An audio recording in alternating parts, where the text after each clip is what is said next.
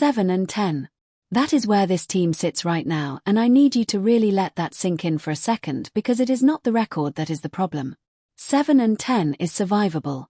7-10 with your full roster coming back healthy is completely fine. What is not fine is how they are getting to these losses. What is not fine is the pattern that is developing right in front of our eyes, and nobody seems to want to have the honest conversation about it. Well, we are having it today. All of it. The offense, the catching situation, the closer controversy, and the one lineup decision that is genuinely making me lose my mind. We are getting into all of it, and I promise you by the end of this video you are going to have a very clear picture of exactly what is wrong with this team and what needs to change immediately. Let me start with something that should make every single Blue Jays fan furious. Dylan Cease went out there yesterday and did something that has never been done in Blue Jays history. He set a single-game franchise record for the most pitches at 99 miles per hour or above by a Blue Jay starter. Read that back to yourself. A historic pitching performance. An absolutely elite, filthy, untouchable outing from your ace. And this team still found a way to lose the baseball game. That should not be possible. That should be a comfortable Blue Jays win that nobody is even talking about today.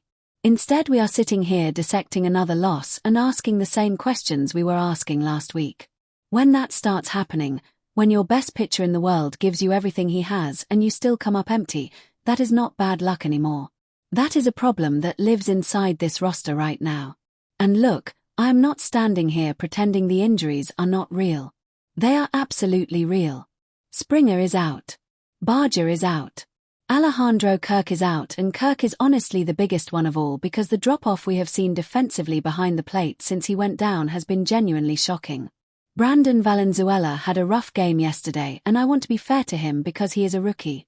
Rookies make mistakes. Rookies have growing pains, and I am not going to sit here and light up a young player for going through the natural process of adjusting to the big leagues.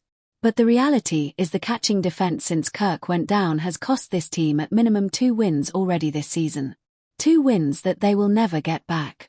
In a division race where every single game matters, you cannot be gifting wins to opponents because of defensive breakdowns behind the plate.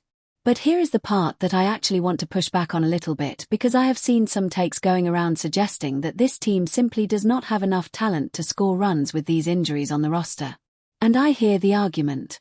I understand where it comes from. But I genuinely do not fully buy it. I think the talent is there. Vladdy is doing his thing like he always does. Jesus Sanchez has been one of the more consistent bats in this lineup. Lenny Sosa looked decent in his first action after the trade. The pieces are present. What has not been present is execution and smart lineup construction. And that brings me to the thing that I cannot stop thinking about because it is the most fixable problem on this entire list and it is not being fixed. John Schneider is leading off Nathan Lucas and it is absolutely indefensible right now. I am not saying Nathan Lucas is a bad baseball player. I am not trying to make this personal. But the numbers are what they are and the numbers say Nathan Lucas is hitting .065. Not .165. Not .265. .065. That is one of the worst averages you will ever see from a major league hitter with any kind of sample size, and he is hitting at the top of your lineup while your team is desperately trying to scratch runs together against quality pitching. Meanwhile Davis Schneider is right there. He has an OPS above .800. He is one of the hottest hitters on this entire roster and he is not leading off. The answer is staring John Schneider directly in the face and he is not taking it. Just play Davis Schneider. Every single day. Stop overthinking a lineup decision that should take about 4 seconds to make. When your offense is struggling this badly, you ride the guys who are producing. That is it. That is the whole strategy. It is not complicated. Now before we keep going, I want to take a quick second here because honestly this is important. Have you ever just Googled your own name? Because if you have not done it recently, I want you to try it because the amount of personal information sitting out there online is genuinely alarming. Your address, your phone number, family details, it is all just sitting there on data broker sites being bought and sold without your knowledge. That is exactly why we use Incogni here at Jays Digest. Incogni goes after those data broker sites on your behalf and forces them to remove your information. What makes their unlimited plan so powerful is that you can submit unlimited removal requests, meaning even the random obscure sites that have your data are not safe. You just find where your info is exposed, send them the link, and their team handles the rest. We are talking coverage across more than 420 data brokers plus custom removals on top of that. Protecting your personal data in today's world is not optional anymore, and Incogni makes it actually manageable. Use code JSDigest at the link below for 60% off an annual plan. That is incogni.com/JSDigest, and a big thank you to Incogni for sponsoring this video. Now let us talk about Jeff Hoffman, because this conversation has been building for a while and I think it is time to just address it directly. In his Blue Jays career, Hoffman carries a 4.36 ERA with 10 blown saves out of 35 opportunities. That is not a great ratio for a closer. That is a ratio that should at minimum have you asking serious questions about whether this is the right guy for the role. The advanced metrics this year look more favorable, and yes, he has been missing bats at a solid rate, but just a couple days ago he came out after blowing a save and told reporters straight up that he had nothing that night. No command, no stuff, nothing was going where he wanted it to go. Now they won that game because Tyler Rogers and Louis Varland bailed him out, and ultimately it did not cost them. But it very easily could have, and that is the point. Dan Shulman mentioned yesterday that Louis Varland would have been the guy closing if they had held the lead in the ninth, specifically because Hoffman had already thrown 31 pitches earlier in the game. And when you listen to how John Schneider talks about Varland, it genuinely sounds different from how he talks about most guys. He described him as consistently the same guy every single time out. Not fazed by the moment. Mentally locked in.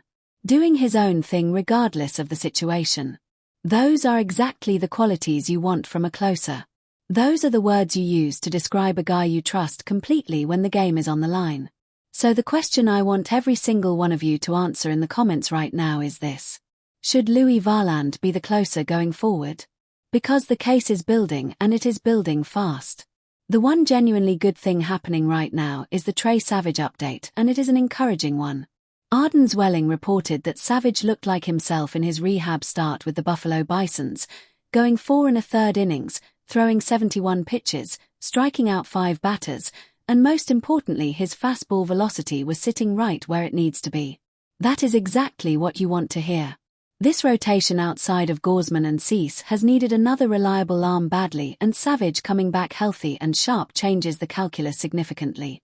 I would expect one more rehab start just to get his pitch count up and sharpen his command before he rejoins the big league rotation, but he looks to be on track, and that is genuinely exciting news in what has otherwise been a pretty rough stretch.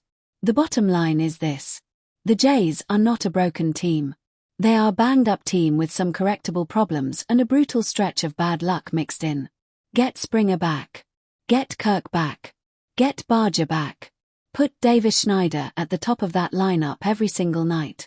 Figure out the closer situation before it actually costs you a game that matters. And let Trey Savage come back and give this rotation the depth it desperately needs right now. The pieces are there. The talent is real. But this team needs to clean it up, and they need to do it now before a correctable situation turns into something they cannot dig out of. Comment below on Hoffman. I want to know where you all stand on that one. See you next time.